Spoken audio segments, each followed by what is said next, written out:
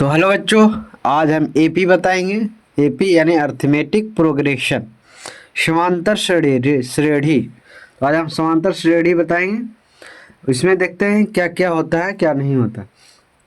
देखो एपी में हम बताएंगे एपी है क्या। तो एपी पहले देखो, एपी में कौन से सिंबल आते हैं, कौन कौन से पद आते हैं उसको बताएंगे। तो एपी जैसे हम एक नंबर लेते हैं, जिसे मैं यहाँ पर एक यह श्रेणी लिखते, एक और है 4, 7 और 10। यहाँ तक लिए हम नंबर, एक एक करके नंबर डिजिट लिए, 1, 4, 7 और 10। अब बताना है कि ये एपी में है कि नहीं, इसका पद क्या है, इसका योग क्या है, इसका कॉमन डिफरेंस क्या है, ये सब बताना।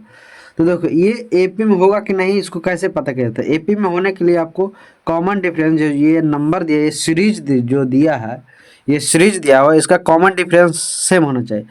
कॉमन डिफरेंस को सीडी से डिनोट करते हैं, कॉमन डिफरेंस, यानी इसको कहते हैं सार्व अंतर।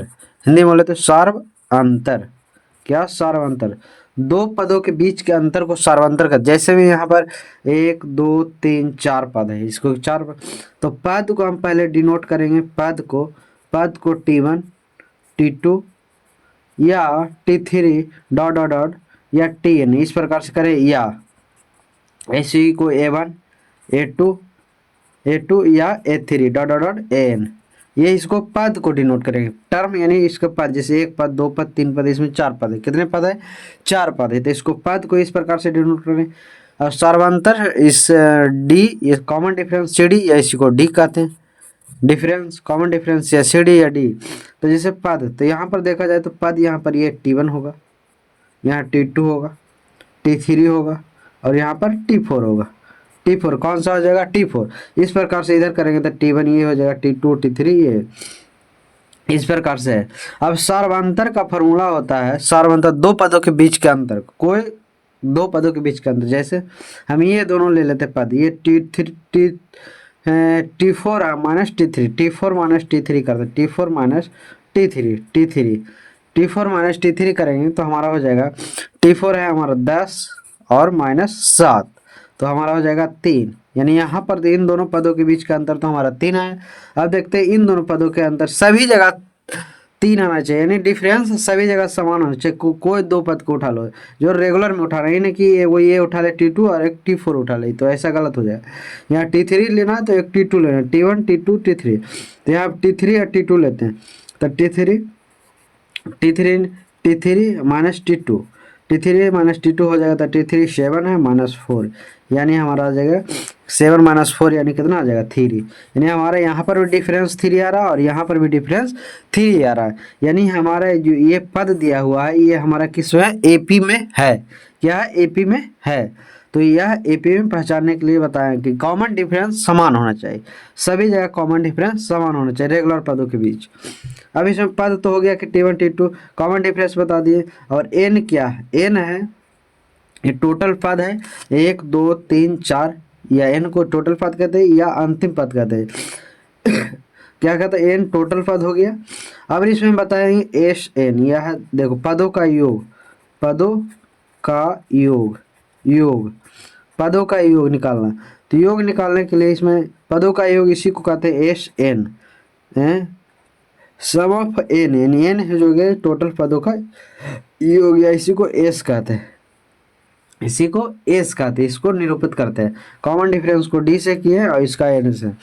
अब इसमें देखो पदों का योग, जैसे यहाँ पर एक पद है दिया हुआ, टोटल देखो 1, 2, 3, 4 पद है, तो यहाँ पर एन बराबर कितना हो जाएगा? 4 हो जाएगा। और यहाँ पर टोटल जोड़ना, तो फार्मूला इसको आगे बताएंगे, हम इसको बता देते हैं जोड़ के कितना होगा। जैसे देखो यहाँ पर 4 पद है, तो नॉर्मल जोड़ेंगे तो 10, 7, 17 और 17, 5, 21, कितना हो जाएगा? 21, कितना आ जाएगा? 21, हमारा 21 आ गया। तो इसमें ये तो पद हुआ, ये पद को इसको डिनोट करते हैं, सैम्बल इस पद का हो गया। और कॉमन डिफरेंस को डी से सी डी, और यहाँ पर पदों की संख्या एस एन, इसको एस पदों का योग है, पदों की संख्या एस एन, पदों की योग, क्या पदों की योग को एस एन से डिनोट करता है। अब इसमें देता है कि क्या कहता है कि एपी जो है, एपी भी दो प्रकार के होता है, एक परिमित एपी और एक अपरिमित एपी, परिमित एपी और एक अपरिमित एपी। देखो एपी, एपी भी कितने प्रकार के, दो प्रकार के, परिमित एपी और एक अपरिमित एपी। परिमित एपी देखो, परिमित, परिमित एपी, परिमित एपी है वो, अपरिमित, अपरिमित, अपरिमित एपी, क्या अपरिमित एपी, परिमित एपी, अपरिमित। परिमित एपी मतलब जो परिमित एपी जैसे हो गया, देखो इसी को ले लेते हैं, 1, 4, 7 और 10, तो ये हो गया परिमित एपी। और इसी का अपरिमित एपी करेंगे तो हो जाएगा 1, 2, 3, 4, 5 डॉट डॉट डॉट है ना। पर अब परिमित एपी में सीमित पद रहेंगे, सीमित रहेंगे, यहाँ डॉट डॉट नहीं दिया रहेगा, तो इसको परिमित एपी पूछ दिया जाएगा कि परिमित एपी और कौन है परिमित एपी है, तो पहचानना है।